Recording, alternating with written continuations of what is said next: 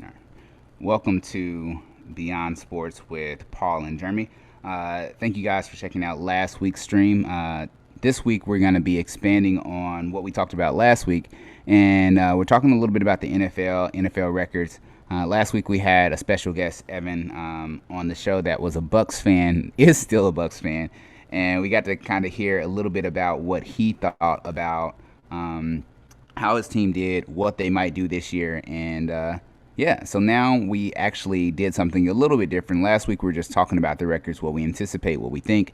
This week, now we're actually going through and saying, what are the actual records? Let's look at the actual matchups and see who's actually doing well, right? Or who actually should have what record, right? Because we just kind of went off of what we felt, especially with the teams, the histories, the additions. And now we went a little bit of a step further, right? So, Jeremy, what, for you, how was it going through each and every single game? Like, what did you learn? What did you think? Were there any surprises that you didn't anticipate once you started going through those games, by the way? Well, I will say this. This was crazy, and I think it goes along with the other crazy things we've done, like when we picked all the bubble records and everything like that. Mm-hmm. Thought that was pretty fun, so I thought, hey, let's do it again. And it's a lot of work. There's a lot. It is. And then we also got to the point where there were ties at the end, and we're like, you know what? I don't want to deal with tiebreakers. Let's just give a team a loss instead of a win and just switch that up. So it takes a lot to predict these records. It was a lot of work. But you know what? I think some of our better, most successful episodes have been where we did a lot of work like this, like our themed episodes, like our Valentine's Day episode, our Christmas episode. Yeah. People like when we put work into it and kind of, do a lot behind the scenes. So hopefully this will be fun and people will really appreciate this. Yeah, for sure. So I think we can just go ahead and jump straight in because I thought it was really interesting. We had some that were similar, but honestly, there was a lot that was actually kind of different, which is kind of cool, right? I'm glad that we don't have the same exact picks or we think different things may happen because now we can talk about these points throughout the season, right? So I'll go with my picks, right? So I'll start out with you want to do the NFC first and start out with the NFC South? Yeah, we can just go in that order that we have them. All right, awesome. So let's start out with the NFC South, right? So NFC South, right? We talked a little bit about this one last time. And my predictions: the Falcons are going 5-2. The Saints are going to go a 7-11. The Panthers. Oh, sorry, 5-12, 5-12, 5-2. Whatever. Maybe the season gets cut. Maybe Kobe does something. I don't know. They forfeit so many games. Do not judge. 7. Do not judge me. I'm just saying what I say, right? So anyway, so Falcons 5-12, 1-5 in the division. The Saints 7-11. Ooh, also 1-5 in the division. That's kind of tough. The Bucs 11-6, 5-1 in the division, and then the Panthers 10-7 with 6-0 in the division. I know these numbers sound kind of whack and kind of all over the place, but they are what they are. Take them for what they are, and yeah. So I'll let Jeremy discuss his picks real quick, and then we'll talk about both real quick. Well, I want to say that the Jameis Winston experiment did not work, and we can clearly see it. How the Saints thought they were going to have a good season. Clearly they didn't, going 7-11. So yeah. The Jameis experiment didn't work. We'll see what they do next year, but this year is going to be bad. All right. And looking at, I think looking at the Panthers, 6-0 in the division. They don't even win the division. What happened there? So I think the Panthers, that's going to be an interesting one if they go 6-0 in the division and don't even win it, right? That's going to be something. What isn't the division record that goes ahead, right? The division record. No, I mean it doesn't matter if you go undefeated in the division if you don't have the best record at the end of it all. I think. You sure? Yeah, they're not gonna. If you're a lower record, you're not gonna win the division. It's about overall record. I couldn't remember how it was set up with division. See, now I had to go back and double check. I thought division was set up differently, but now I'm thinking maybe it's not. Yeah, the division is more like if you want to keep the other teams out of the playoffs, then you better beat them, right? And that boosts your overall record. But we don't use just strictly division record, right? So like I didn't think so, but I feel like for some reason there was something that happened. Oh, okay, I remember what it is. Yeah, so overall record and then division record. Division champs are the ones that get the first round bye. So even if there's another person in another division that has a better record, if they didn't win their division, the division champ still gets the higher seed over them. That's what it was. Yeah, yeah. Cool. And I just think that the division it gives you common opponents. It gives you people that you know how they play. You get familiar. You build your rivalries. But you only play 6 of those games, and the other 11 games are outside of your division. So really, you just want to make sure you win your division game so you can keep the other team's records lower, right? You want to make sure, and then for tiebreaker purposes, head-to-head, that type of thing.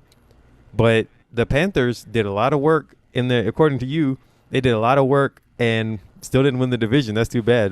That's going to be interesting to see how that plays out. Yeah, that kind of sucks, but hey, anything can happen in this NFL. So it apparently will. All right, so for my NFC South, I have the Falcons at 6-11. So what were yours? Was 7 and what was yours? 5-12. 5-12. Yep. Right, so I have them at 6-11 and 1-5 in the division. I have the Saints at 11-6. So I do have the Jameis Winston experiment working out, and they go 4-2 in the division. I have the Buccaneers going 12-5, and then 5-1 in the division, and then the Panthers are at 6-11 also, and 2-4 in the division. So they're slightly better than the Falcons based on divisional record, but same overall record. So that team I have completely different, and the Saints completely different from you. Yeah, and that's the big difference. So let's just talk about that too, right? So last week we talked about the Falcons were going to be last, right? That's what we thought. Your Falcons are actually tied with the Panthers, right? So we also said that the Bucs, we thought they were going to be first. Same thing that we're seeing right now. And I felt at that time, I was like, I'm not sure if it's between the Panthers and the Saints, which one is going to be higher. I wasn't sure. And when I looked at the records and when I went through everything, saying, you know what, this Saints team has a lot of ability, and they may surprise a couple of people. I did have them beating the Bucs twice. The last game of the season, right, that was kind of a giveaway because the Bucs probably won't start their players. So that's why they got that game. And then the other one is at Carolina, and I thought that the Bucs had a good chance with that one. So that's how the Bucs got my let me see, make sure. Yeah, so that's how the Bucs got my my win. So okay, yeah, for me, I just think that the Saints are going to be a good team. I don't think they're going to be a 7-11 type team. And furthermore, I think their first 4 games are going to be on the road, right? At least. So that's how I understand it anyway. And so I have them losing to the Packers because that's not going to be at home anymore, I guess. But then the other games on the road against the Panthers, against the Patriots, I feel like they could win those games regardless of where they are, and the Giants. yeah. So I didn't feel like that was a bad part of the schedule. And then any other things that they do, home or away, I'll have to assume that they're going to be their regular home schedule, so it'll be fine. But, normally were games I would say, hey, maybe they couldn't win because they're on the road. I think those games they could win regardless of where they're played. So I didn't really think that figured that much into their overall win-loss record. Yeah. Yeah, and like I said, I think that division is going to be fairly hard to judge, right? Because we have the Bucs who are returning champs. They brought back a lot of their team, so they should do really well. I always give the Bucs a little bit of a slight just because of maybe the Brady thing, but I do think that they're pretty good. And then on the other hand, we have the Saints, right, who are a whole new team, right? They've had Drew Brees for years, and now Drew Brees is gone. They have a new quarterback. How is that going to fit in? Like, they could do really well, which is what Jeremy predicts, or they could do a little bit worse, and that's kind of like what I anticipated. With the Panthers, I think they have a young, good core, and they can do some things, right? I think they're going to challenge some teams because they are hard-nosed. I think Christian McCaffrey is going to take that team to the next level, and that's the thing. Like, they have a better understanding or interpretation of their division, but maybe outside of that, the matchups didn't really play in their favor. So again, let me see. I had them losing to the Bills, makes sense. Washington makes sense. Cardinals makes sense. I did have them losing at the Dolphins. That should be a close game. I had them losing against the Vikings and the Cowboys. That it makes sense, right? And then one loss against the Giants, but that's just because they have a hard game against the Vikings right before then. So overall, with looking at how the Panthers are going to do, it's not necessarily that they're a bad team, but I feel like their schedule is a little bit tougher outside of the division than the Bucs are. So I think that's what caused the difference and why it's such a weird and awkward discrepancy. But I do think this Panthers team is solid. I just think that their division schedule is tough in some areas with the Bucs, but outside of that, their non-division schedule is going to be one that's a little bit more tough than most teams. So Yeah, I agree. I think that a lot of their road games are pretty hard. Like you said, at the Bills, at the Dolphins, at the Cardinals, which won't be easy.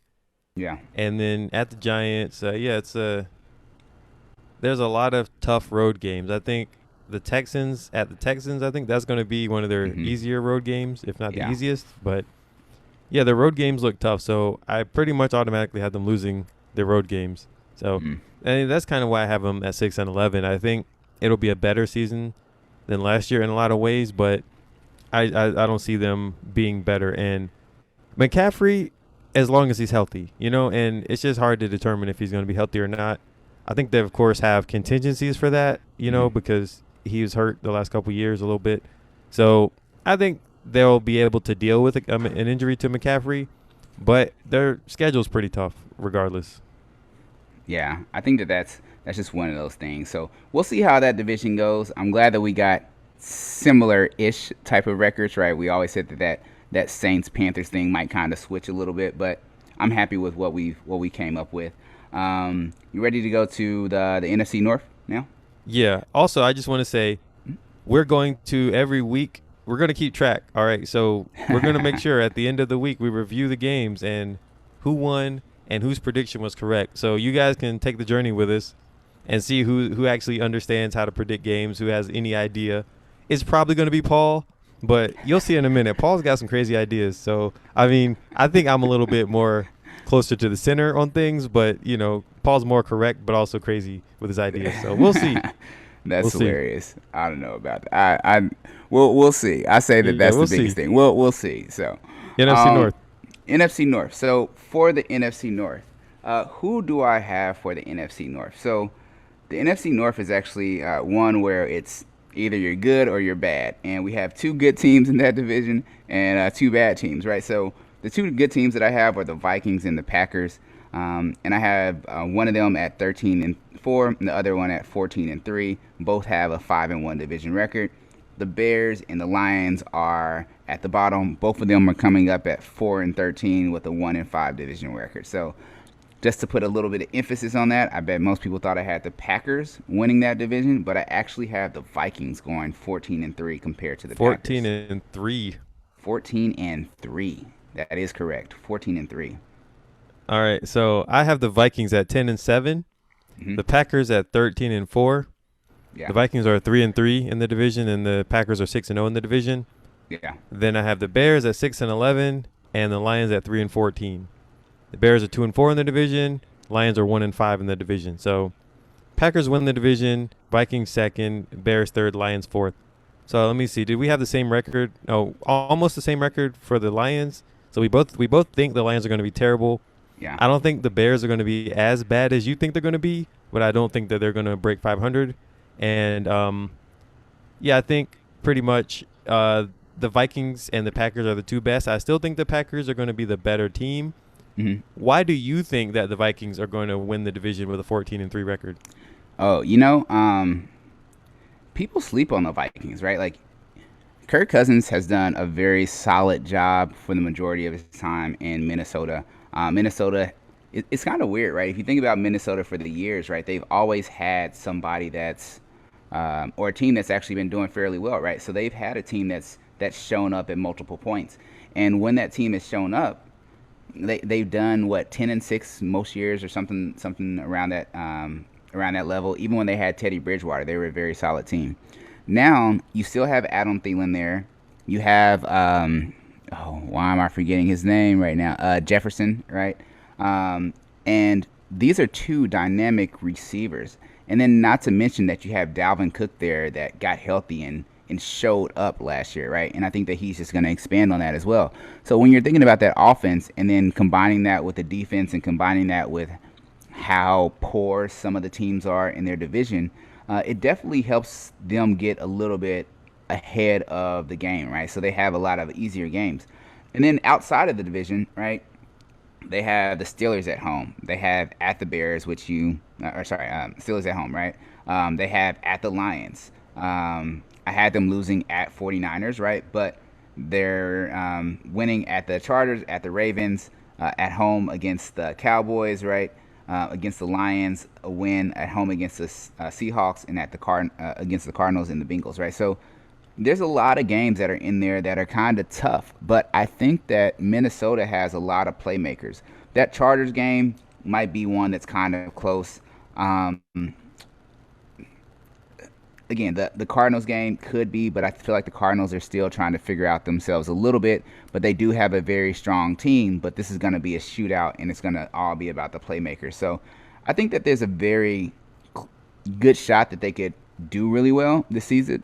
I'm not sure how good they're going to do, but I think that they can do pretty well. So, again, when we're thinking about some of these different teams, even like the Cowboys, right? They're playing the Cowboys at home. Both indoor teams, both have playmakers. The Cowboys have improved on defense. How much have they improved on defense? How much do their playmakers come through? I'm not sure, but I feel like the Vikings have a lot to prove. They have a lot to go from. So I think that that's going to be one of the things that kind of helps them out. I think their tight end might have got hurt for the season, though, and that's one thing that kind of sucks a little bit. But I think that they should be fine overall. Yeah, I think the thing about the Vikings is that of recent, they've had a solid defense. They've always had that. And then when their offense has come alive, they've been able to really win games. The issue is, I think, you just don't know about the consistency of Kirk Cousins. Like, he can throw for a bunch of yards.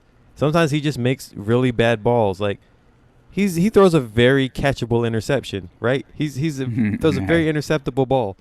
So he has issues with that type of thing. And I think it's just hinging your hopes, I guess, on his consistency. And so I know you said before you love that 98 team. I know you did. I know you love that Randy Moss, Dante Culpepper team. I know this is where it's coming from.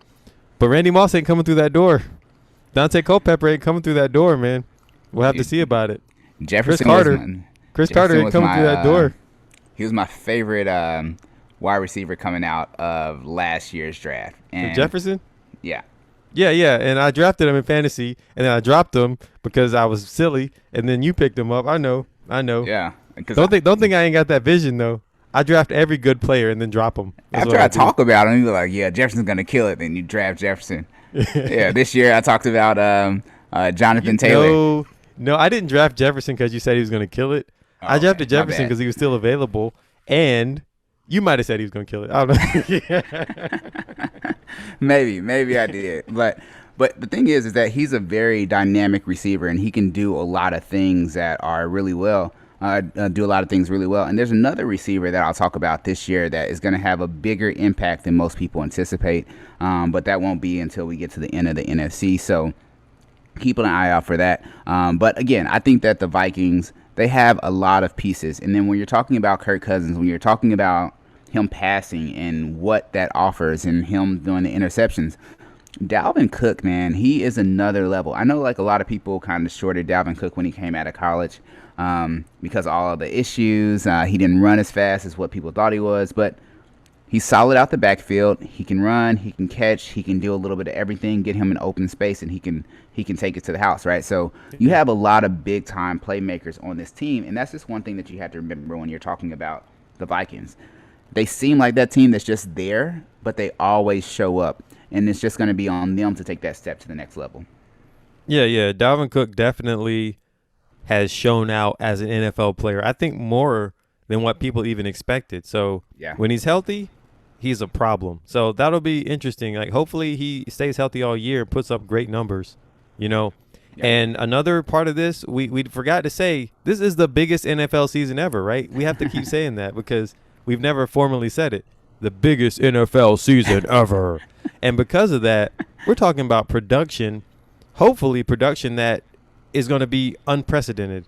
Now, a lot of times people only play 15 games. If they play a whole season, they sit out the last game or something like that. Yeah. But you could, in theory, have at least one more game, maybe two more games than what people do. Maybe some records are going down. We talked about this in the MLB season. Maybe some records could go down in their weird, wacky, shortened season. But this one is a longer season, so there's going to be records that will be challenged. So, maybe Derrick Henry goes for the rushing record this year. He got 2,000 last year, right? He gets another game that he can put up. I mean, he had 2,000, so that's another only 100 yards from the record. So that's a good, solid, easy game for him. 125, 150, he sets a record. So a lot of these records have a chance of being threatened or broken. And, people might argue it's not valid because it's an extra game, but a record's a record, right? So that's going to make the season a little more exciting, too, when we come down the stretch. Maybe Jefferson has the yards record in sight, Maybe Derrick Henry has a single-season yards record in sight. Maybe Patrick Mahomes, maybe he's going to set the passing yards record. Touchdown records going down, who knows? But that'll make it more exciting. We'll have to see about that. But let's do the NFC East now, as I digressed a huge while, just talking about that stuff. Okay, cool. I'll start out with the NFC East. So for the NFC East, I had the Cowboys going 10-7, 4-2 in their division.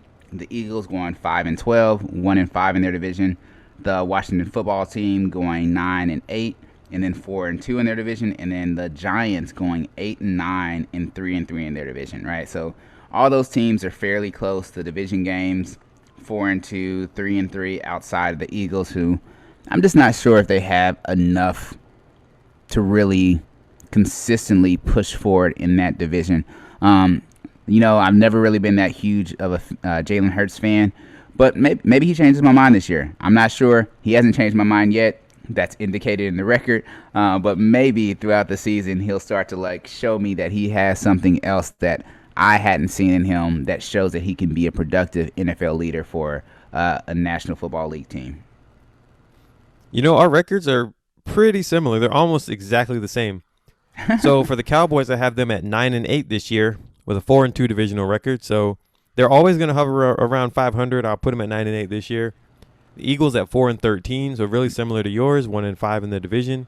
Yeah. The football team I have winning the division at 10-7 with a 4-2 record, and then I have the Giants at 7-10 with 3-3 in the division. And so this was the division last week that we went back and forth on, and I don't remember who I picked to win the division. I think I picked the Cowboys, but the records, I think I might have had the records tied, and then I didn't want to go through the tiebreaker process, so I gave somebody else a win. And it was the football team that ended up winning. Or you pointed out that I had some discrepancy or something. Either way, I have the football team going 10-7. So I think I have more faith in them just to be solid. Mm-hmm. Cowboys, again, they're all about flash. They're all about the offense, as we've noted before. But the substance to the Cowboys, it feels limited to kind of when it doesn't matter the most. And I think the football team, at the very least, is a solid team that can win when it matters and get into the playoffs at the very least. And we'll get to the end and who makes the playoffs, but you'll see about how the Cowboys turned out with their 9-8 record, if they make the playoffs according to us. So the Cowboys, a lot of flash. They're fun to watch. They want to be America's team. But when it comes down to it, I have more faith in the football team just as an organization, which sounds crazy with all the turmoil they've gone through. I just do. Yeah, it's funny because I think looking at your record, right? So I think this is funny because we talk about the Cowboys. Looking at your record, you have them going, I think it's 6-3 out of their first 9 games, and then after that they go, let me see, 3-5, right? So typical Cowboy fashion where they just don't really show up at the end of the season, right? In that same time where they're going 3-5, right, you also have the Washington football team going 5-3, right? So it's that switch. It's that switch that kind of puts them above the Cowboys, right? And that's one of the things that we've noticed.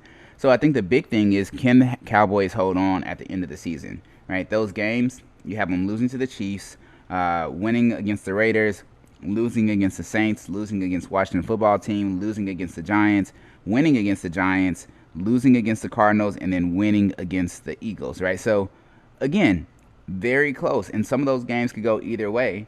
And then at that same time, Washington football team, you have them winning against the Panthers, winning against the Seahawks, losing versus the Raiders. We also said winning against the Cowboys, another win against the Eagles, a loss against the Cowboys, another win against the Eagles, and then a loss against the Giants, right? And you honestly, like, they could win that game against the Giants as well, right? Like, there's so much of a close competitive nature within that division, and who knows what's going to happen? You know, like, we're talking about predictions, but these predictions for this division might be plus or minus 3 games, honestly, you know, because it's just such a dense, awkward division, and it's been that way for a while. Like, they can't get out of that awkwardness, you know.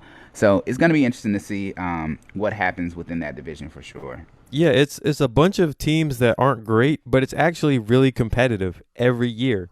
So as bad as it is that the winner of the division is like 8-8 or whatever it was last year, 7-9, as bad as that is, all the games were competitive. And simply in this case, the reason why that the Cowboys struggled down the stretch, according to my predictions, is their schedule got harder. I mean, they had to play at the Saints, at the Chiefs, even the Giants game. I feel like you said, like, because everything's so close, I feel like the Giants could win a home game against any of these other teams. So that's why I have the Giants winning, that they're playing, you know, maybe they get better down the stretch and they win that home game. So I just think it's based on their schedule. And then, you know, they play the Cardinals. I picked the Cardinals to beat the Cowboys at Dallas. So it's just based on schedule, really. And I think the football team probably had a little bit tougher games in the front half of their schedule. Mm-hmm. And, you know, they played the Chiefs early. They played the Packers and the Broncos early, the football team does, all on the road, or the Packers and the Broncos on the road before their bye week. And then they get a little bit easier after the bye week. So, you know, it just depends on the schedule. But I just think that's what happened in that case. Yeah, and last thing I want to add to that is, remember one of my top 10 quarterbacks was Daniel Jones. So he's on that New York Giants team, and I have them in second in that division, right? So it's interesting because the Giants winning one more game against the Cowboys or something like that could boost them up to having the best record, or winning 2 more games in that division could boost them up to having, or 1 more game could boost them up to having the best record within that division, you know. So they have Saquon back, Evan Ingram's there, Kyle Rudolph, and then they also have Garrett as their offensive coordinator, you know. So they should do some things, because I feel like in this division you're going to have to be able to put up points, right? Cowboys put up points. Washington football team at times puts up points. Giants are going to have to be able to put up points, right? Eagles fly. So, you know, right now, again, this division is interesting, and that's one of the ones that we're definitely going to be following as the season goes along, right? Yeah, and you never know, to be honest, because what if Washington's defense is so good that it just stops all those other offenses that are trying to just put up points? You know, you never know until you see it in action, and even the preseason isn't that helpful when it comes to assessing a team. So especially this year, where people really took it easy in the preseason, we just don't know yet, and we'll see. These are all conjectures, but we'll see when we see the regular season what teams are really bringing it and what teams just maybe don't have enough on the defensive end, and then maybe that'll determine kind of who really steps up in the division. Exactly, and I like that point that you made about the Washington Redskins or Washington football team's defense, right? Is that Chase Young is coming into his second year, and he was a force, you know. So just imagine having him in the second year and back healthy. Like, it should be pretty interesting with them. So yeah, awesome. So you want to go down to the NFC West? I'll let you. Actually, I guess I'll start out the NFC the whole way, and then I'll let you do the AFC, and we can talk about your predictions first for those. All right. So. All right. For the NFC West, right, I have the Seattle Seahawks at 9-8 with a 2-4 division record. The Cardinals with a 12-5 record, 4-2 in the division. The Rams 8-9, 2-4 in the divisions, and then the 49ers 9-8 and 3-3 in the division. Right, so another one of those very close, competitive type of divisions right there. Everybody's winning at least 8 games, and there's a little bit of play back and forth with those. So what did you have for the NFC West, Jeremy? I had the NFC West as, I think, the best division right now.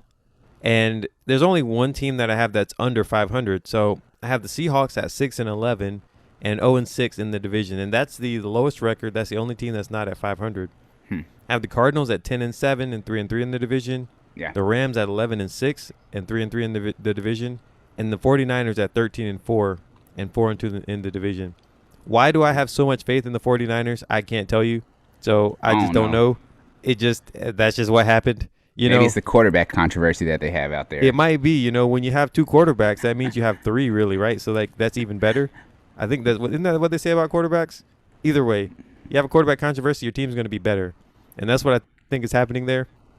And so I'm going to go with that. Now, I mean, the thing about the 49ers is that no matter who's their quarterback, they can put up points, right? Their running back stable is always going to be a bunch of fast guys, at least with Kyle Shanahan. And so I think they'll figure it out. Once they can figure out how to get Trey Lance on the field, I think they're really going to, hit their stride. But I just think that I looked at their schedule and I thought that the 49ers had a bunch of winnable games, but their division is going to be tough. I don't know why. The Seahawks this year, I don't really have a lot of faith in them. I don't like their schedule. I don't like how many teams, they play a lot of difficult teams, I think. So, yeah. It's not looking good for the Seahawks to me when there's a lot going on. Like, we don't know about their injury status, don't know about how good their line is. Russell Wilson is always running for his life. So I feel like they have a lot of tough games, and their line's not great. Their defense isn't what it used to be. I don't know if they're going to do really well this year. So that's why I had them at 6-11. But I do think that this might be the best division in the NFC this year. Yeah. And like I said, one of the things that's interesting or whatever is Seattle Seahawks have a new offensive coordinator, right? And that's going to be one of those things. And I think that hopefully the goal is that they can kind of help out with some of those issues, right? Some of those blocking issues, using Russell Wilson in a better way where he's not necessarily just always running or searching for some type of play, right? Tyler Lockett, another good, solid wide receiver that is quick, can make plays in special teams or on offense, right? You still have DK Metcalf, right? But what else do you guys have there, right? Is Driscoll still there? Will Driscoll? Backup quarterback? No, tight end. The tight end, Yeah, sorry, Disley. Disley. I don't know why I called him Driscoll. Not sure. Yeah, I need to check on that, right? But I think that that's one of the things is that what do the Seahawks do?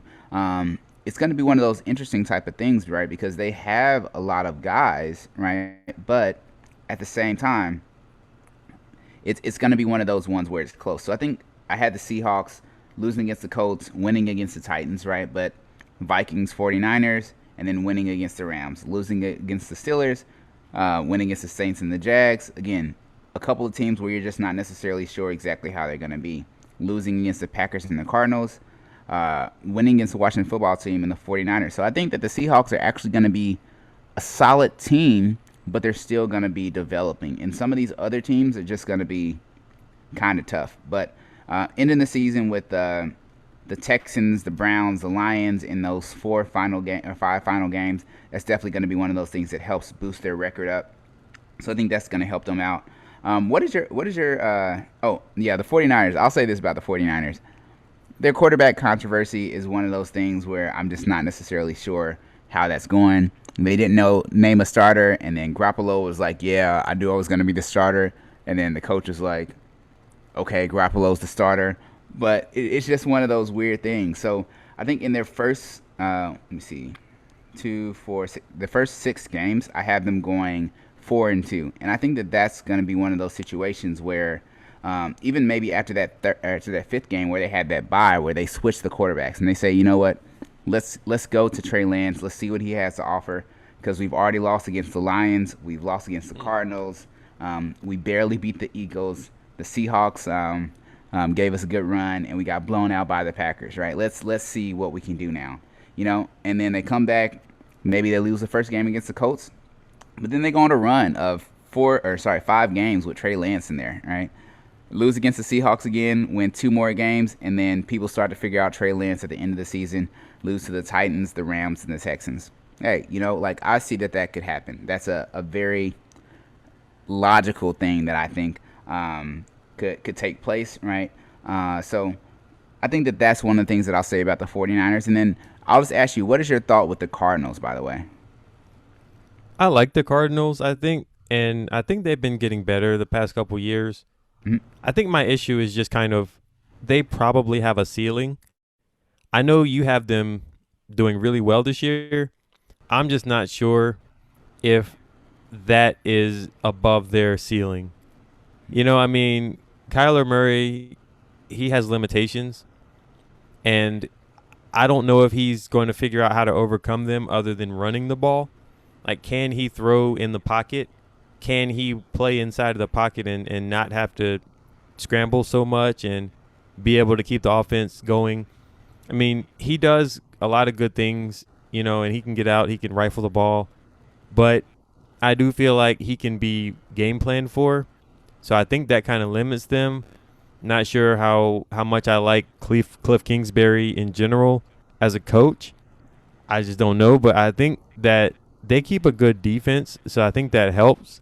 And last year they were really competitive until the very end of the season. So I think they have a good foundation. I think that they should be good, which is why I have them, I have them at 10-7, but I feel like there's always a couple games that decide who's good and who's not, and I just have them not winning those games. And, that's just kind of how I feel about that. I think that they just have a ceiling. And about the 49ers, Jimmy Garoppolo, if he was their starting quarterback, he's already been the quarterback when they made a Super Bowl, right? So he's not bad. They can win the number 1 seed, and they trashed everyone that year. They just completely dominated in the playoffs. So if it were Jimmy Garoppolo, I don't think that's a problem. I think they can be just as good as they've been before. If it's Trey Lance, I think they'll be fine without missing a beat. So looking at their schedule and the fact that I know that offensively their coaching staff can get those guys ready regardless of who's the quarterback, and their defense is going to be solid. I think it'll be there. So I don't have that much, I'm not worried that much about them. 13-4 is a really good record that, I might have reached for, but just looking at what I see as far as their matchups, that's kind of what it led me to. So I'm excited to see, how they do, because I, for some reason, apparently like them so much. So we'll see. Yeah, and I'll say this one thing about the 49ers. I feel like they're a good team. I feel like they have a lot of running backs, and some do a little bit better than others. Mostert, I think he's coming back from that, or he came back from that injury as well. But he's a really good running back as far as what he does for the offense. They also have Deebo Samuel coming back, you know what I mean, and incorporating him with an actual quarterback might be a little bit better this season, But one thing that I'll say about the 49ers, their defense, they have a lot of really good, really stout players. But I'm not sure if it's going to be the same level as what they had before. They had to get rid of some guys, I think. So that's one thing. And then in addition to what you were saying with the Cardinals, remember when I was talking about that wild card wide receiver that I like that might be the top wide receiver out of all of – well, I don't know if he'll be the top just because he may not necessarily get as much play because – Hold on 1 second. Go ahead.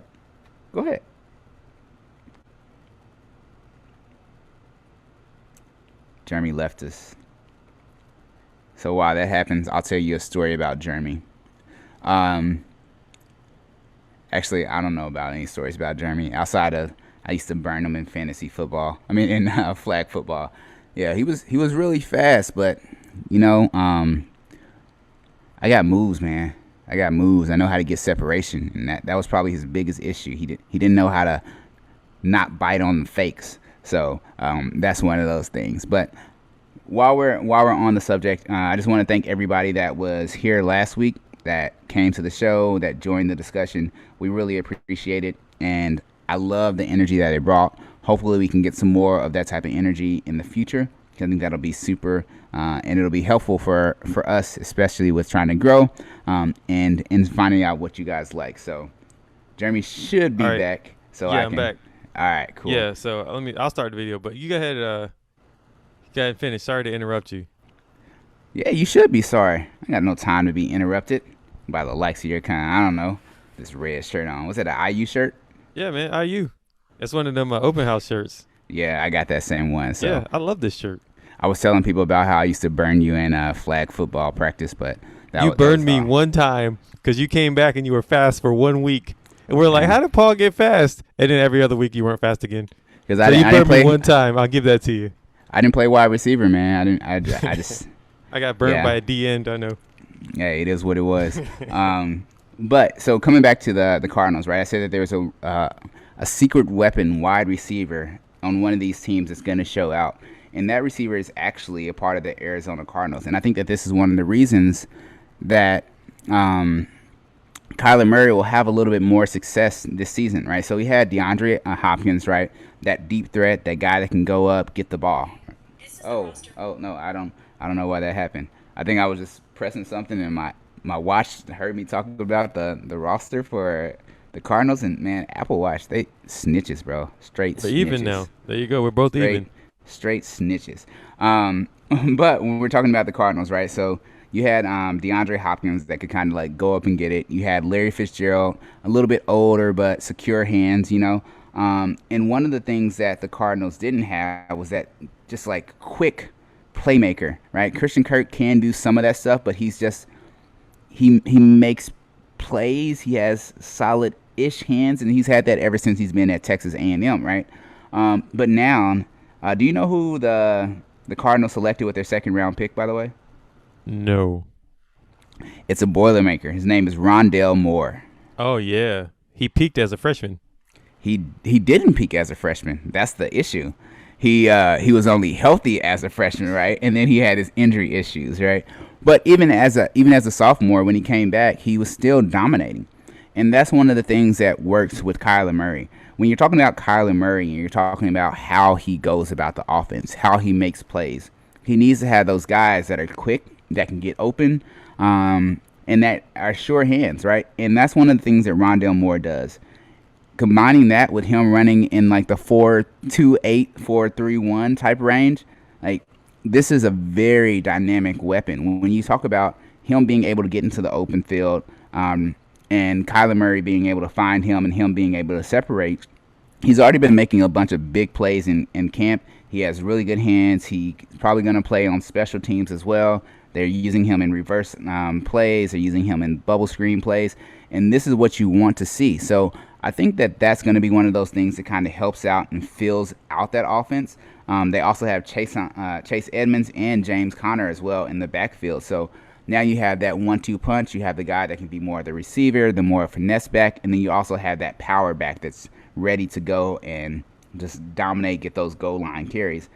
And you also add in A.J. Green, even though he's old now, another reliable guy when you're talking about you have DeAndre Hopkins in the red zone. Now you have James Conner.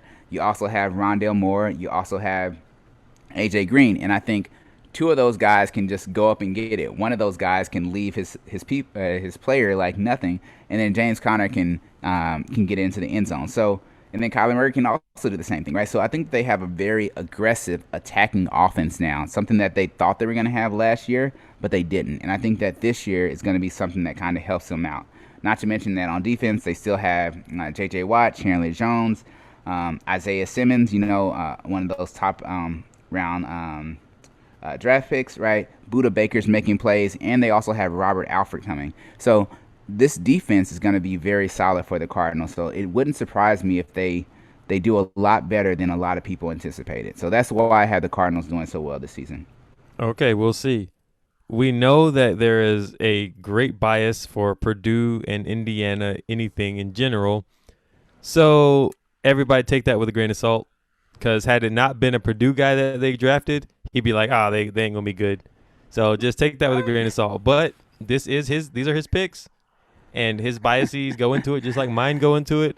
I just don't have such an affinity for any particular school like that where I make a big deal about it. But Paul always does, so that's why we love Paul. It's not even about that, man. It's just about quality players. Like this guy, he made freshman All-American, right? He could have been. He was great as a freshman, definitely.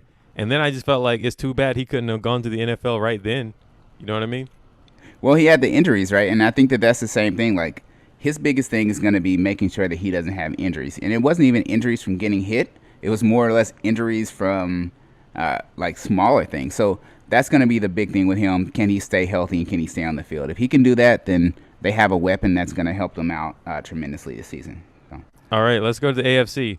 Actually, before we do that, let's finish our playoff standings. Actually, so based on all of your division records, who do you have as your final in your final NFC standings as who makes the playoffs?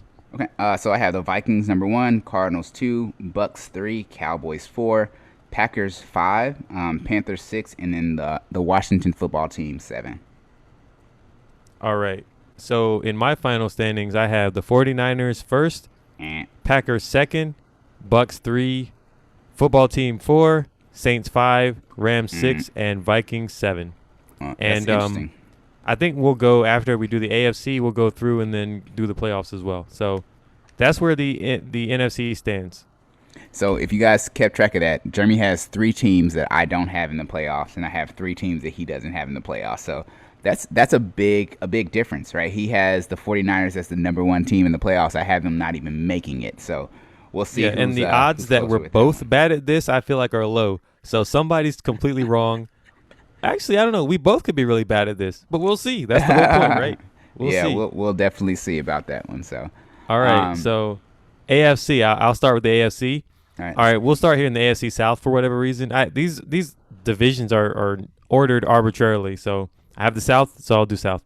I have the Jaguars at 2-15, 1-5 in the division. Texans at 3-14, 1-5 in the divisions. I have the Colts at 12-5. And 5-1 in the division, and then the Titans also at 12-5 and 5-1 in the division. I think I tried to make one of these games different so that they wouldn't tie, and so I wouldn't have to think about the tiebreakers. But I guess this is where I am. We talked about it. We said last week, this is one of the other divisions we did last week. We don't think the Jaguars and Texans are going to be good at all, and my records reflect that. We thought that the Colts and Texans would go back and forth.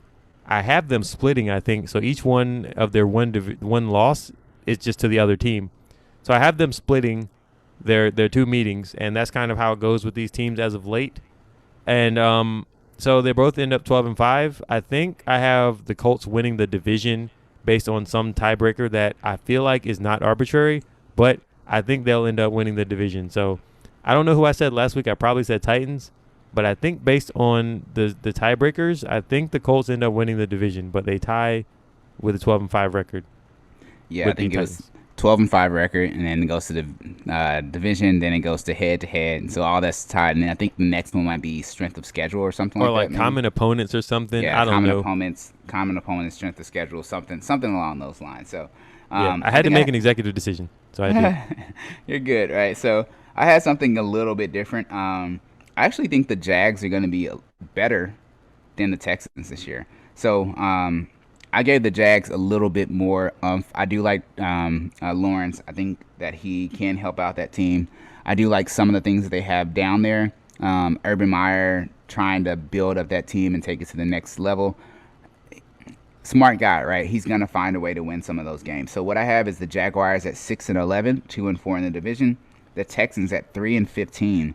Which might even be too high, but 0-6 in the division. The Colts 15-2 and 5-1 in the division, and then the Texans 12-5 and then 5-1 in the division.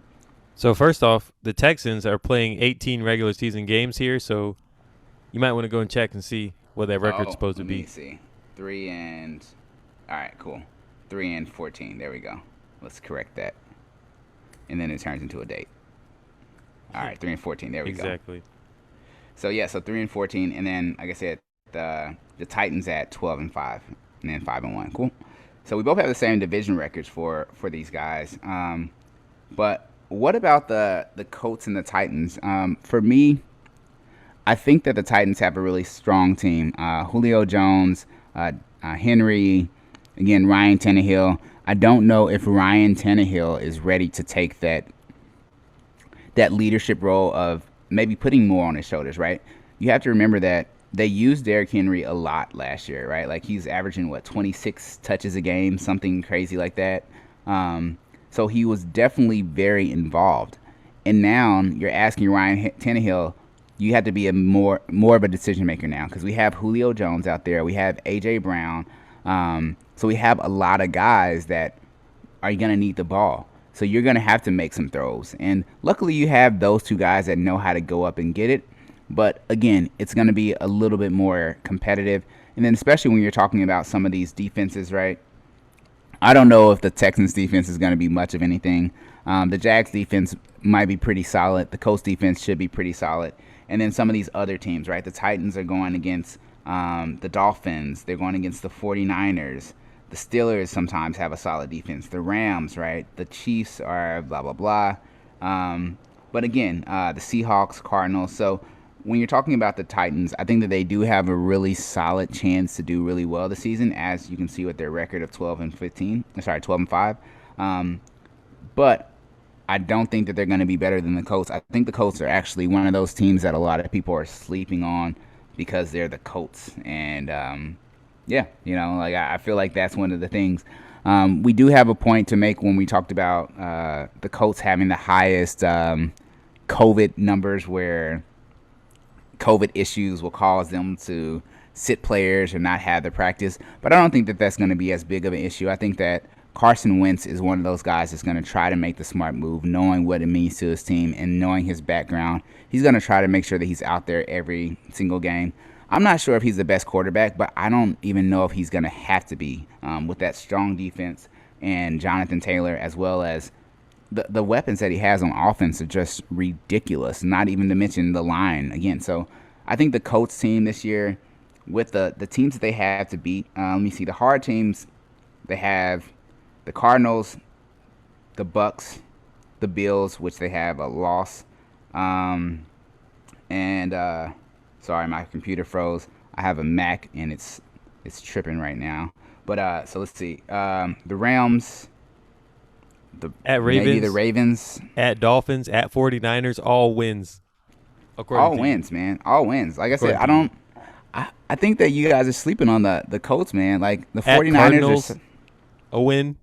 At Cardinals, right? They're two indoor teams, you know what I mean? The Cardinals have a lot of playmakers, but when you're talking about those quick guys and when you're talking about the defense of the Colts, man, their linebackers are built for speed, right? That's one of the things that's different about the Colts compared to some of the other teams, right? The Cowboys have built their linebackers for speed.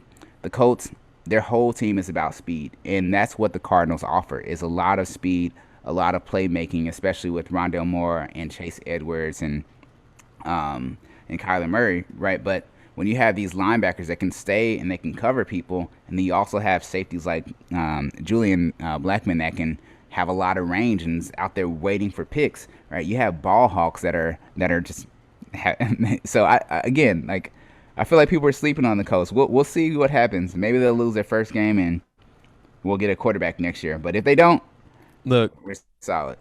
Look, as soon as they lose 3 games, just we could talk when they lose 3 games. 15-2, homie. 15-2. I know this is your pick. I ain't gonna tell you to change it. But like I said, Paul is more level-headed than me when it comes to this stuff. But he's also wackier than me, and you can see evidence that the Colts are going 15-2. The Colts. Have they even won a Super Bowl? The Colts. I mean, come on. Yes. Have they ever been good? Come on. Yes. It's the Colts. I don't even remember that. I don't remember that at all. You don't? No, I don't remember any good players for the Colts. I don't remember any good coaches. I don't remember anything about the Colts franchise that would make you want to have them go 15-2. All right, cool. Well, that's good. That's good to remember. I'll remember that, and we'll have an episode just saying that. I'm just gonna make a cut up, a mock of that. Colts 15-2. I don't know. So we'll see. Yeah. We'll see look, if they make the Super Bowl, we're going though. All right, we'll do that. We'll go to the Super Bowl. All right, sounds good. Jeremy's taking us to the Super Bowl. Yeah.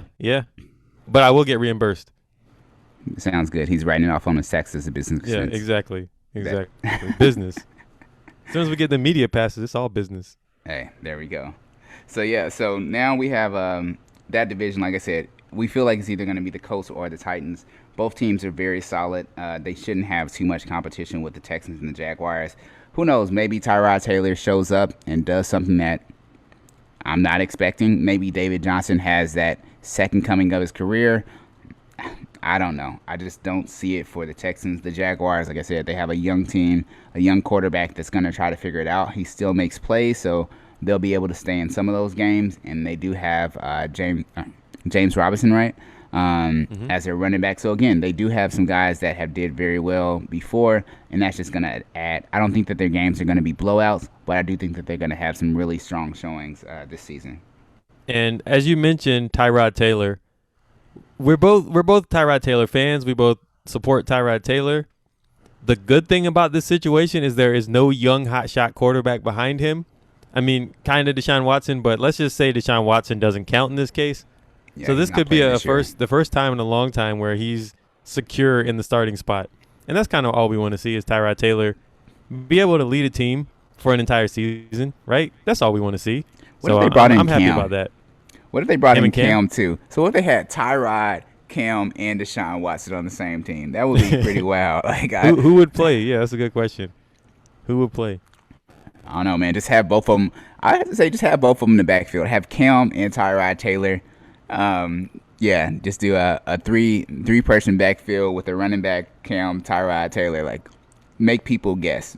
Change it up. Cam can pass. He can probably catch. He can run the ball. Like, he can do options, screens. Like, stuff can get wild. Like, what do the Texans have to lose? You know, what do they really have to lose? Yeah. I don't know. That'd be interesting. I'd love to see it. Will it happen? No. But would I love to see it? Yes. So. Yeah.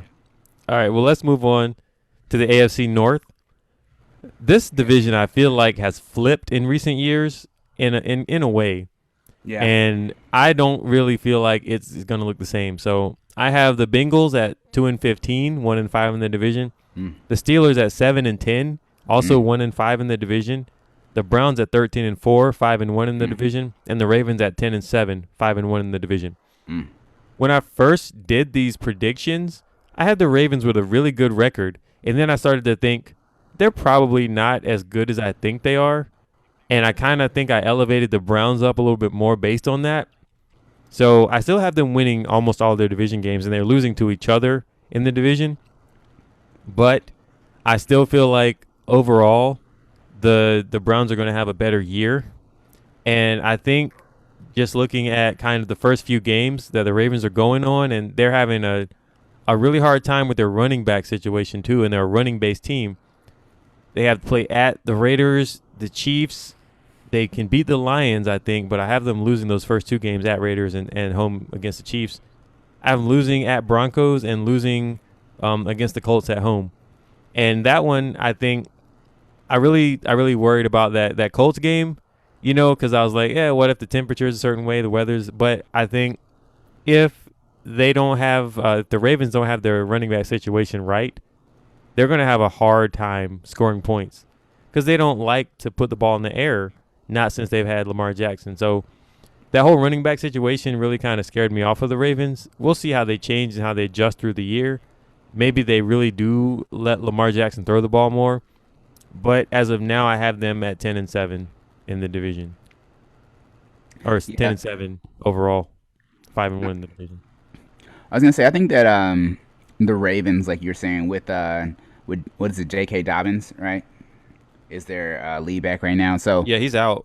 He's out for the season, he's out? I think. Okay. Yeah, go check it out. I'm pretty sure he's out for the season. Oh, yeah, so he's out, right? So Gus Edwards is their next running back, right? He's also questionable right now. And Gus Edwards actually did kind of solid last year, right? He was one of those guys that a lot of people picked up at certain points in the season. And then they have Tyson Williams. Like, Tyson, I guess. I don't know how it's pronounced.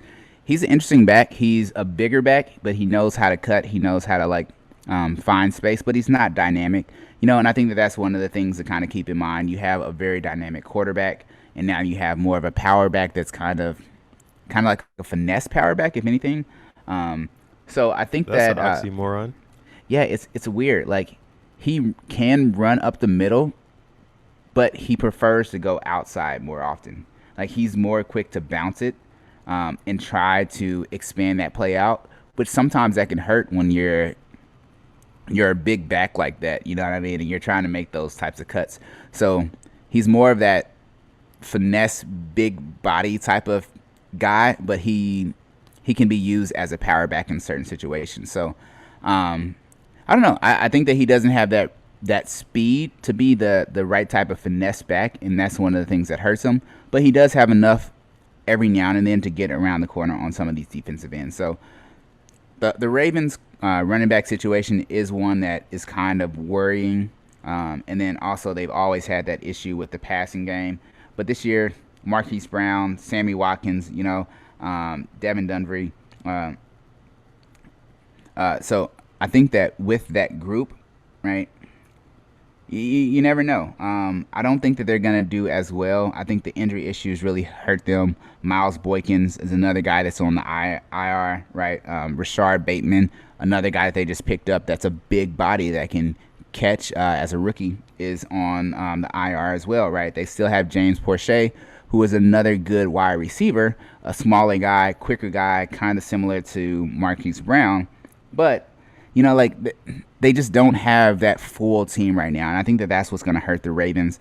Maybe they show up and I'm completely off. At least they have Mark Andrews still there. But they're going to be one of those teams where it's hard to figure out how good they're going to be until the season really starts, And that's one of the things that I said. So for my records for that actual division, I had the Bengals at 7-10. So I had them doing a lot better. And then 3-3 in the division. 7-10 overall, 3-3 in the division. Steelers 6-11. So again, they're kind of like bringing up the bottom part of the division. 5-1 in the division. The Browns are 12-5, 4-2, and then the Ravens, I don't have them with a winning record. They're at 8-9, 4-2 in the division, right? So I think the division, they can really dominate it.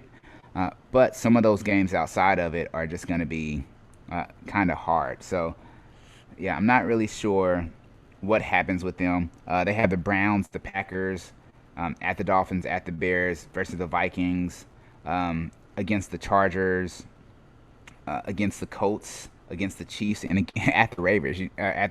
So I think that their schedule is kind of tough when we're talking about teams, and hey, it's just the luck of what they drew. But again, hopefully, if they're able to put together something really good this season, that should be able to help them out.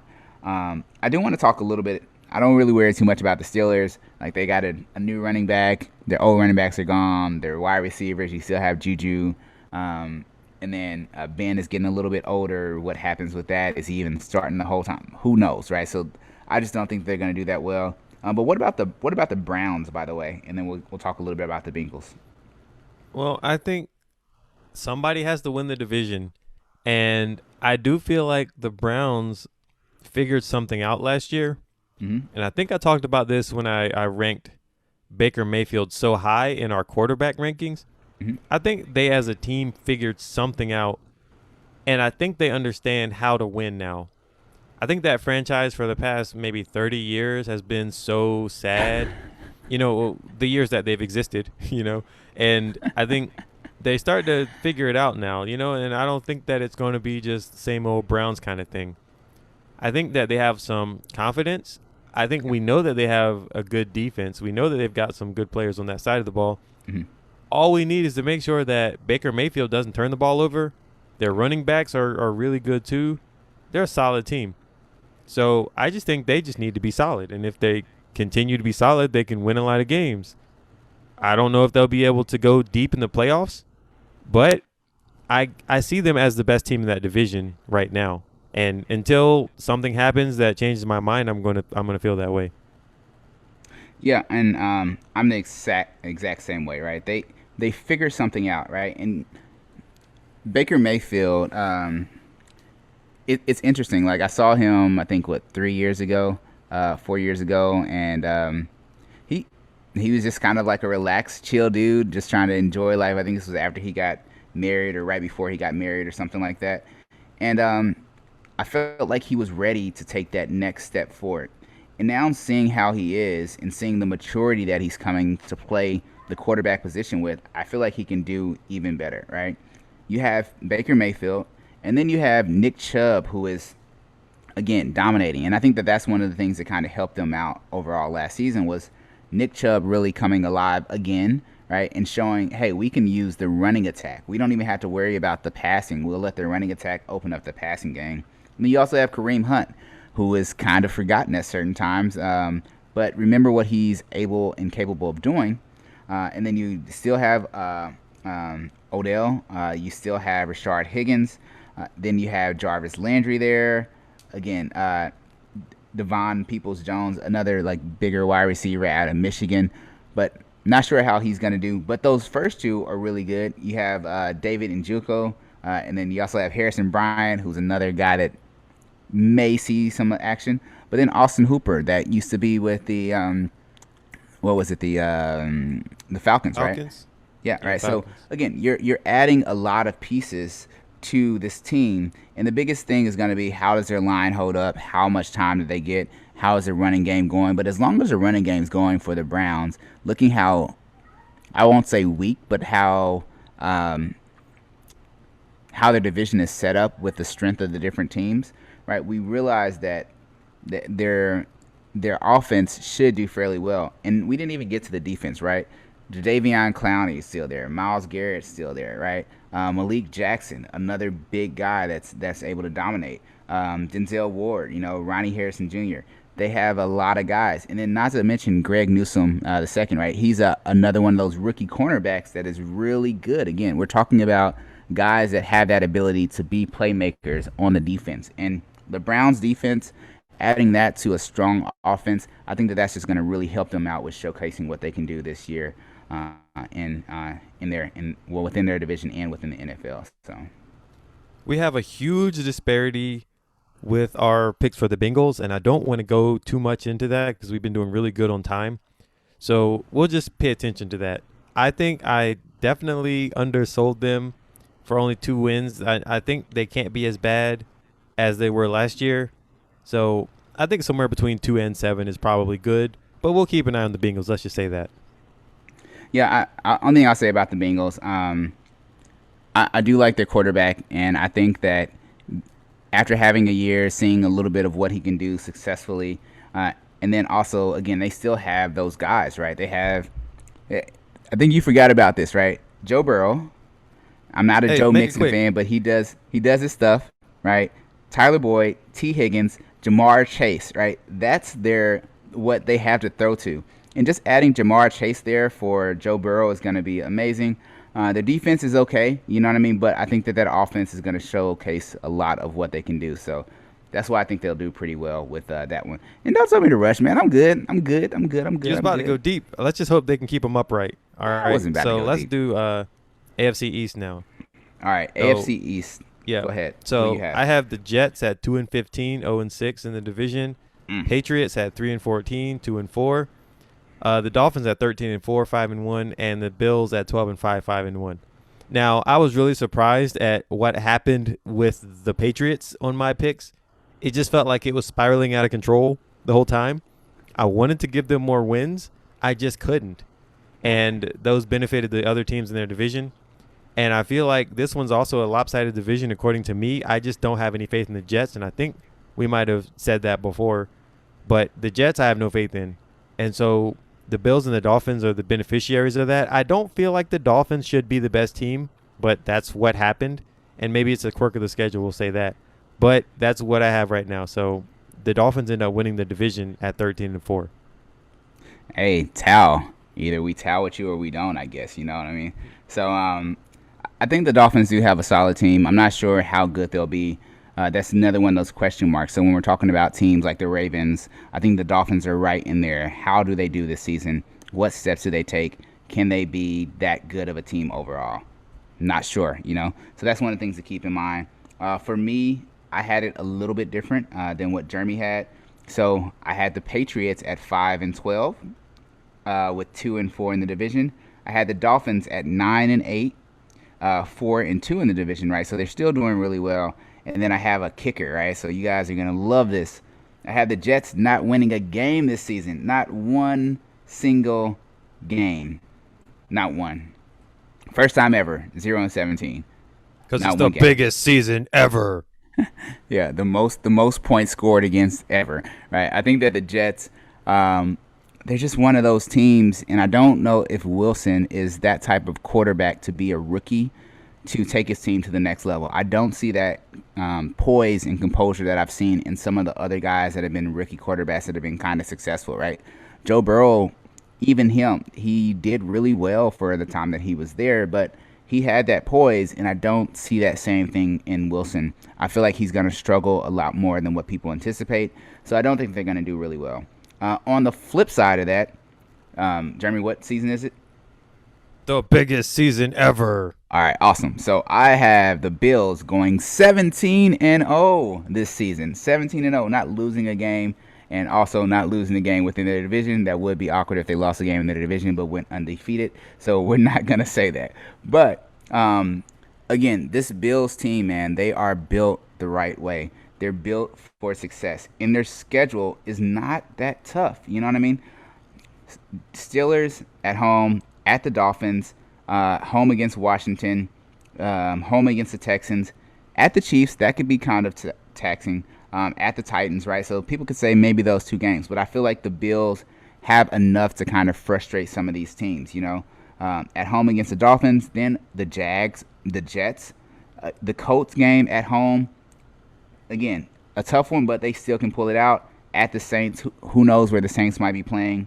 The Patriots, at the Bucs, against the Panthers, at the Patriots, the Falcons, and the Jets. You know, so a lot of those games they should win. If there's something they shouldn't, maybe like 4 games that might be close, but I feel like they're going to pull it out. I feel like Josh Allen is there and ready to take that next step with those wide receivers and the running backs with that group. I think that they're very solid and they should do really well this season. This is why I say you are crazy with your picks, because I can buy a team losing every game, but teams do not want to win every game. The team doesn't want that pressure. So if they get 16-0, they're not going to want to win that game at the Jets or against the Jets at home. They're just not going to want to do it. And you also have them beating at the Chiefs, winning that game at the Chiefs, winning at the Titans, at the Dolphins. Yeah. Of course, anything I say they're going to win because you have it that way. But yeah, they're beating the Colts, which I'm surprised you were able to stomach that. So all of this happened. This is going to be interesting. I don't think that they would. No team wants to go undefeated, but this is the biggest season ever, so we'll see. We'll see. But this is why Paul is who he is. He makes bold choices, so you got to respect it. Hey, you know, like you said, no team wants to. I feel like a lot of teams want to, but a lot of teams can't. A lot of teams don't have that leadership skill. They don't have that quarterback that has that certain type of moxie, right? Like, I feel like the Cowboys, like Dak is not the one to lead a team to a 17-0. Season. There has to be somebody that's dynamic where it just comes naturally. And I feel like Josh Allen is that type of quarterback that's more dynamic and it comes naturally. It's just who he is. And as long as that's who he is, then he should be really good. So I think that for me, I'm going to go ahead and say that the Bills go 17-0. Does it happen? I don't know. Do I feel like it could? Yes. So we'll see what happens with these different types of teams. But you just never know in this type of season. Cool?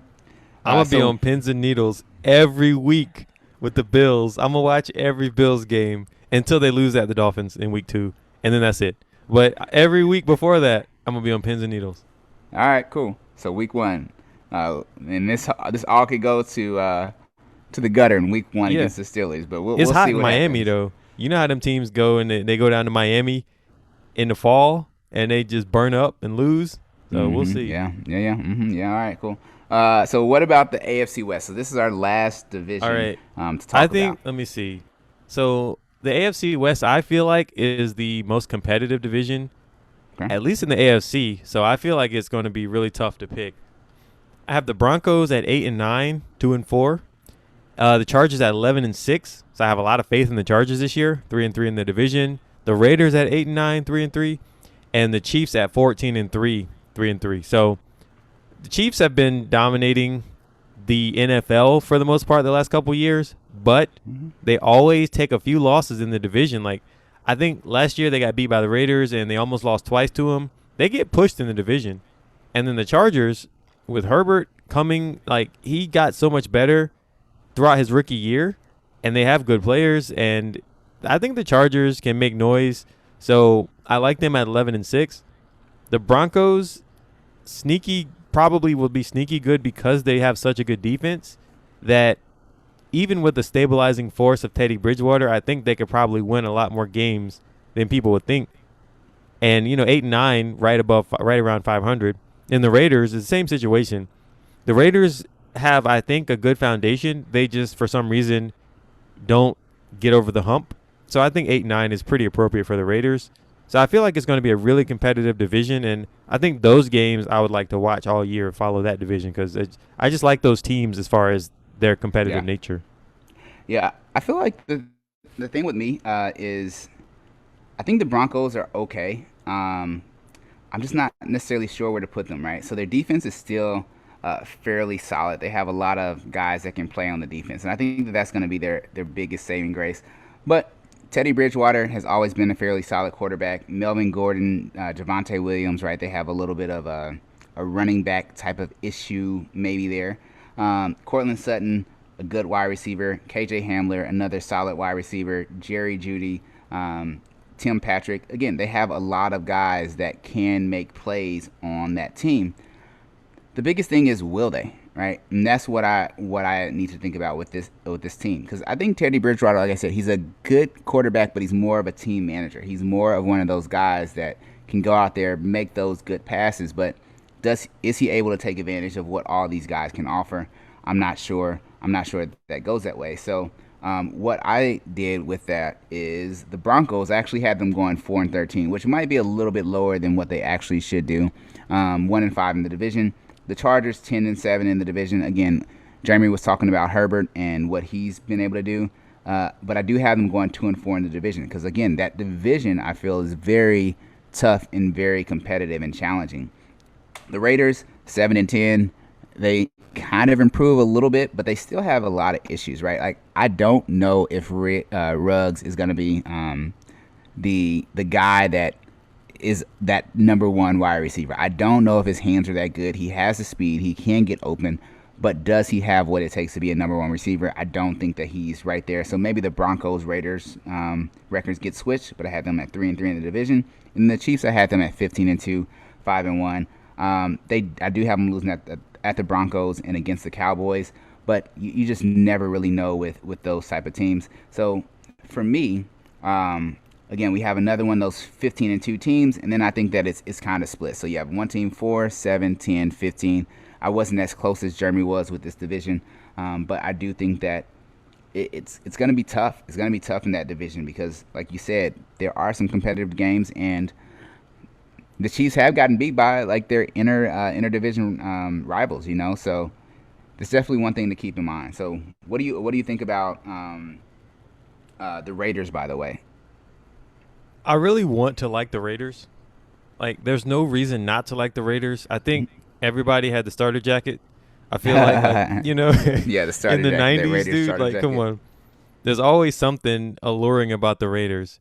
And the funny thing that you mentioned, Ruggs, they're still almost trying to build the team like they used to build it with the speed guy that has no hands, right? Speed and guy so with no hands. They can beat the team over the top. They can do that type of stuff if he can catch the ball. So, I feel like when Gruden came in, he actually did some good things, but I don't know if they're good enough. Is Derek Carr – we know what Derek Carr is at this point. He's been around long enough. Is he good enough to take that team to the playoffs anymore? Like, they had the one really good year where he broke his leg, and then he just hasn't been as good anymore. And that's really sad because I liked him. I liked him as a quarterback. But now he just doesn't seem to have that it factor. Almost like you said with Dak Prescott, Maybe he's just missing that it factor that can really carry a team over the top. But they have playmakers all over the field. I think their defense is good enough. Like, they got rid of Khalil Mack immediately, so that kind of set him back. But apparently I heard that they were trying to get him back too, which is crazy. But apparently they asked for him back at some point. I bet recently. they would have. Yeah, that makes sense, right? So I feel like their defense is good enough, but I don't know if they have enough playmakers. I think they had Jonathan Abram at safety, who was a real big part of their hard knocks. They really showcased him there, but he ended up getting hurt a few times during his rookie year. Yeah. I just don't know if they have enough it factor on defense, but I know they'll be able to put up points because that's Gruden's specialty. So I think they're a likable team in some respects. I just don't feel like they're going to make enough noise. You know, they can beat any given team on any given week, right? I think they can. I just don't feel like they'll be consistently good enough. Yeah, like Jonathan Hankins is a really solid like interior defender, right? And then you also have Max Crosby, who's okay, but they have Colin Farrell, who's another guy that can put that pressure on. Yannick was one of those guys that was from the Jags that had that issue where he didn't want to stay there. He needed to be traded because they didn't want to pay him. So they have a lot of good rushing guys. Denzel Perryman is a very strong linebacker out of Miami that definitely will be able to help out KJ Wright. You know what I mean? You talked about Jonathan Abrams as well. That offense is one of the things that, again, they have a lot of guys that are unproven at wide receiver, right? Henry Ruggs, Zay Jones, that guy that is from Eastern Carolina. He can go up, he can catch the ball, he's aggressive at certain times, but he's not consistent. Again, he hasn't stayed on a team really, right? Like, he just hasn't been able to stay on a team. Exactly right. And then you have Brian Edwards out of South Carolina, a big body, a guy that can go up and get it. So that's definitely a good thing because now they have someone they can go to.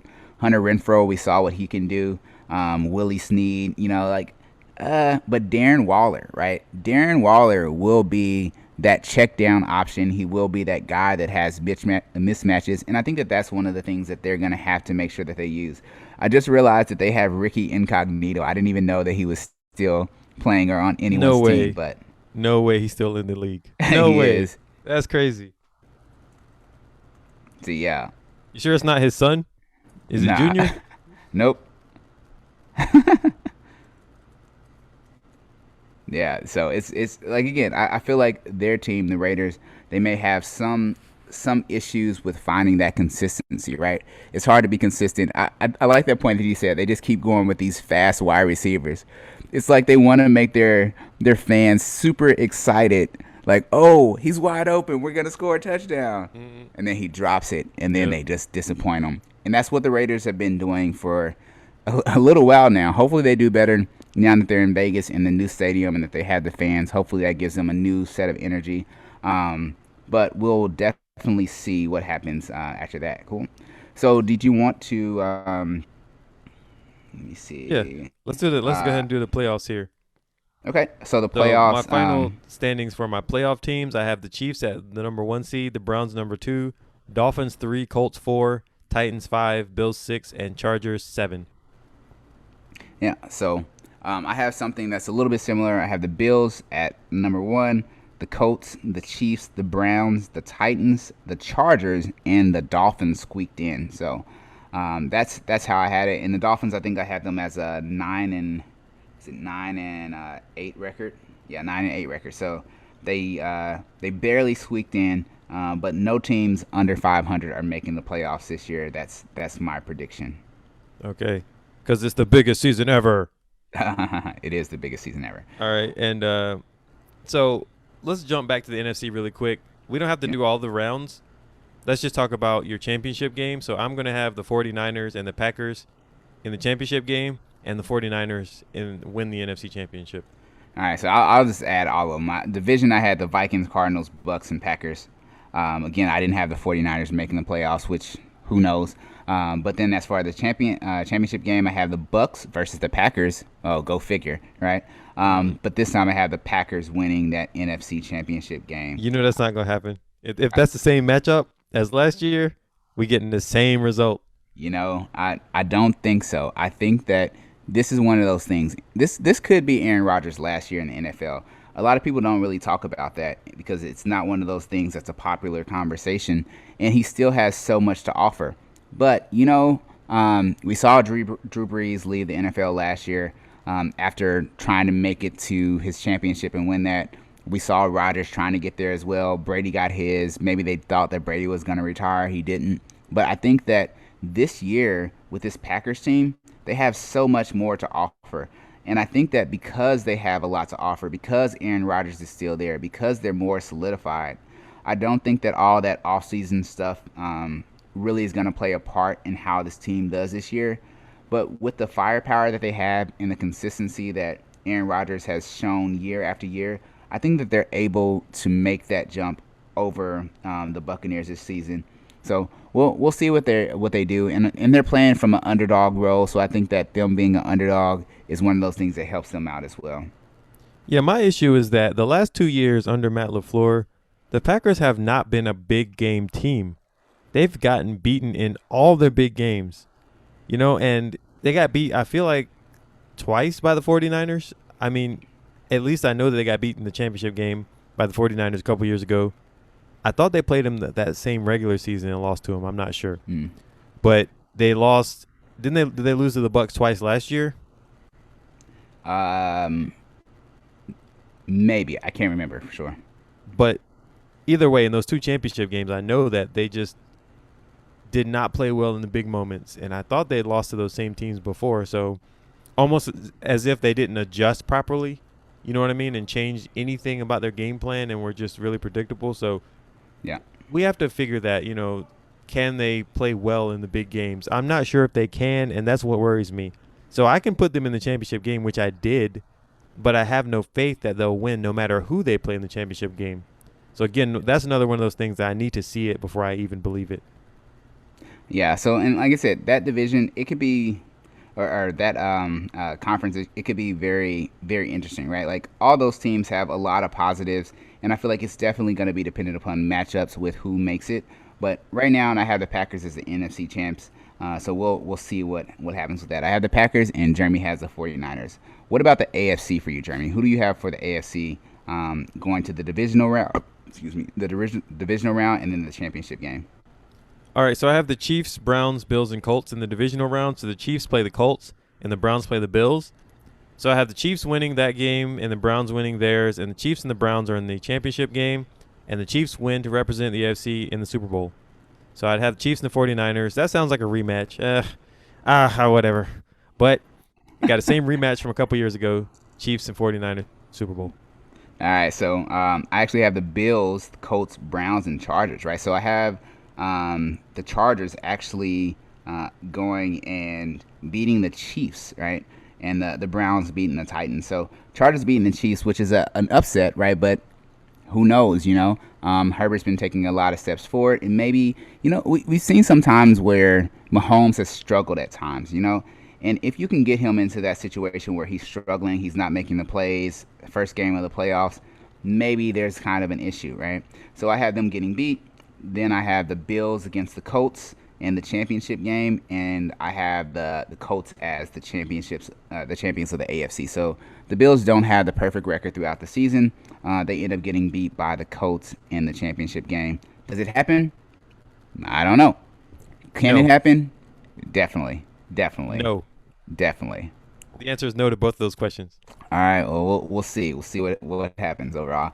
And then overall, I think that the Packers are going to end up winning the championship. With all that said, with the Colts making it to the Super Bowl, I think that the Packers end up winning the championship. I think that Aaron Rodgers is just on a mission just to prove it. He's like, you know what? This might be my final season. I'm just going to go out and I'm just going to take my team as far as I can. So I think that Aaron has a lot that he's showcasing. And he's also trying to build that team camaraderie, that team unity again. So I think that he's going to really put a lot into the season and really try to make some plays happen. Yeah, I guess I'd have to go with the Chiefs if I had to pick my actual winner for the Super Bowl. So I'll go with the Chiefs winning the Super Bowl. I think that's good. I think we've done a lot, and we've gotten through all the teams. Do you want to go through the individual matchups for this weekend really quick? Do you want to just do that and then wrap it up? Yeah, sure. We can go through the individual matchups this weekend. All right. So let's see. We'll have to figure out how to do that. I know tonight we have the Cowboys at Bucs, correct? Correct. Cowboys I have at the Buccaneers winning that game. Maybe we don't. Maybe let's just call it tonight's game. We can put all these other games up because it's going to be kind of really weird how we organize these games. You know what I mean? Oh, we can just go through the order. So let me see. I just had it up there. Let me get back to that screen. So Bucs versus. Can you share the screen? What screen are you sharing? You talking about our spreadsheet? Oh no, I'm just looking at the games right now, right? Yes, yeah, share that so I can see too. Let me see. Full scoreboard. Let me share this with you, Jeremy. 1 second.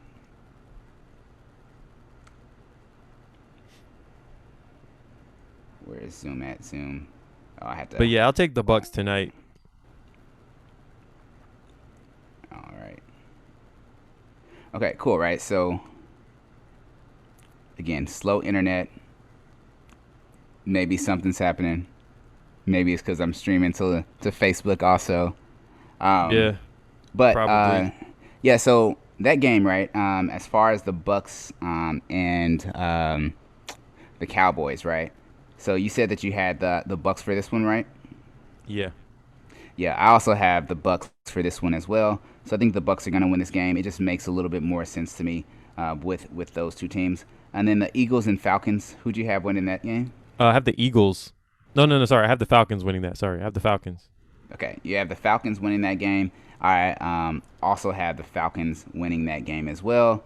The next game that we have in store is the Steelers versus the Bills. We know where I sit on that one. On top of the hill. Let me go down.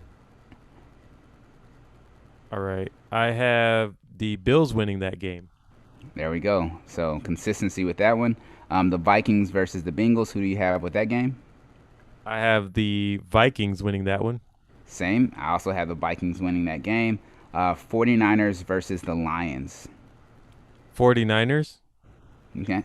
Cool. I actually have the Lions winning that one. So a surprise upset. The Lions win their first game of the season, and then they go on to be the Lions. Next game that we have is the Titans versus the Chargers. Or sorry, the Cardinals. Yeah, I have the Titans winning that. See, and I have the Cardinals winning that one, right? So we have a difference of opinions on the Lions and the Cardinals and the 49ers and the Titans. And then what about the Chargers versus Washington? I have the football team winning that one. Okay. I have the Chargers winning that one. So, again, a little bit of discrepancy with those two. They got to fly out east, man. That's going to be tough. Hey, you never know. What about the Jets against the Panthers? Let's see. I have the Panthers winning. Okay. Awesome. So, for that game, I also have the Panthers winning as well. We have the Jags versus the Texans. I have the Texans winning.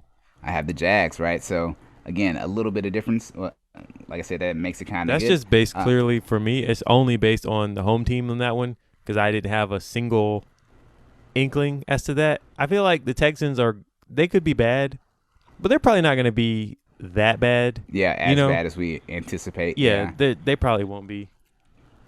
See, that's it. I'm happy to see what Trevor Lawrence does in his first game.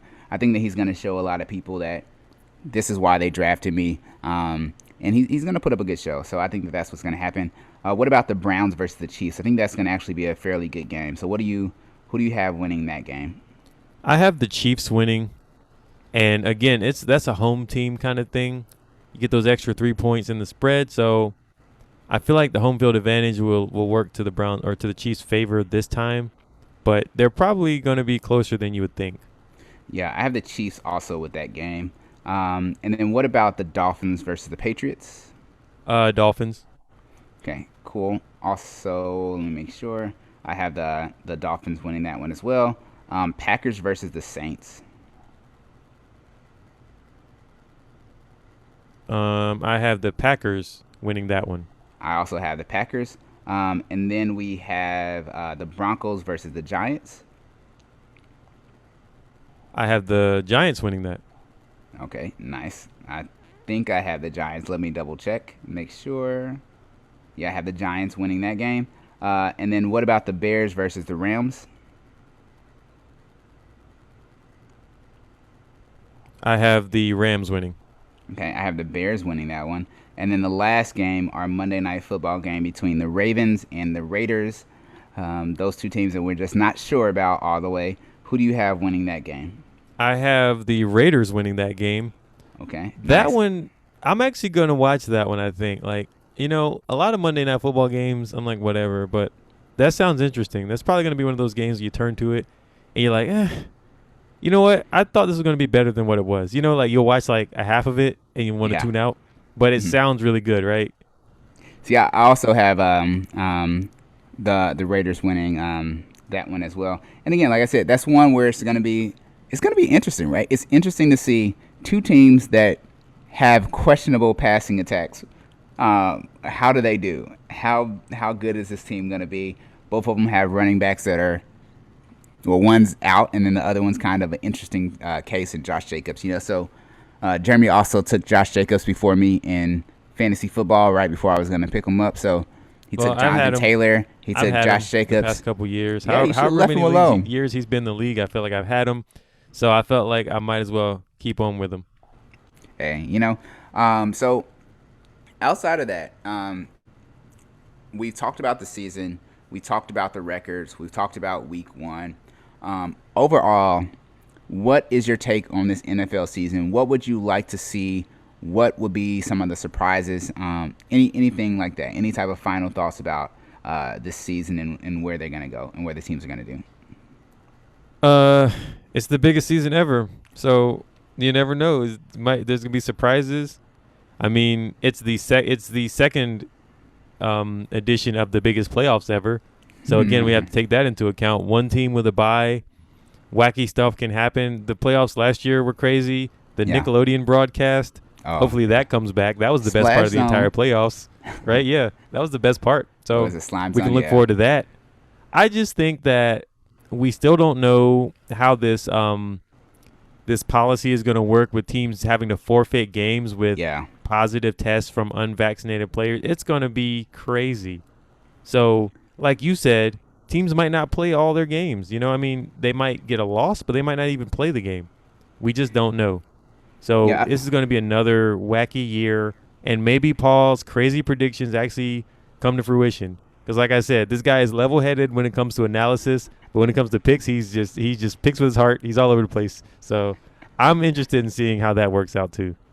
Yeah, I'm excited to see. I think that this season is going to be very interesting. There's a lot of young quarterbacks that need to prove a lot, right? We have Trevor Lawrence. We have Zach Wilson. We still have Trey Lance that's coming through, right? We have Joe Burrow that didn't necessarily have his first season, right? There's a lot of young guys that are out there that are leading these teams, not to mention Jalen Hurts, right? And then Tyrod Taylor, what does he do? How does the quarterback play this season? I think that that's going to be one of the most interesting things to kind of see. And then outside of that, we have a lot of young wide receivers as well, right? Jalen Waddle, Jamar Chase, you know what I mean? I talked about Rondelle Moore.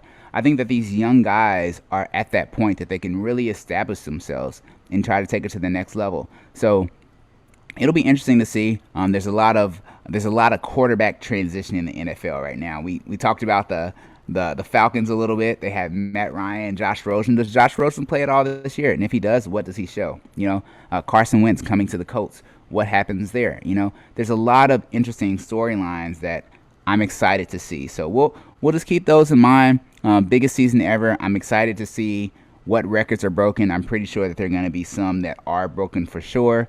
And I'm excited for this NFL season. A lot more than I was excited for last NFL season. We're doing fantasy football, so we'll let you guys know how that goes. But overall, I'm excited for this season. Thank you guys for tuning in. Jeremy, any final thoughts before we get out of here? Nah, man. Let's just let's have fun with it. Look at our blog. We'll put up all our predictions in terms of records. And maybe every week we'll go and put up our predictions and then see how we do.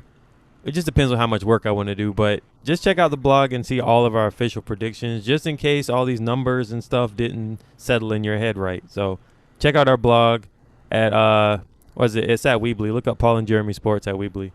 Exactly. So, again, thank you guys for checking us out. Check out our post. We'll keep a track of our records from week to week so you guys can see how we're doing with our predictions. And outside of that, like I said, comment. Tell us what you guys think about the post. Feel free to share with anyone that you think might enjoy it and some people that you hate that you just want them to see some really good shows. But outside of that, thank you guys for coming through and checking us out.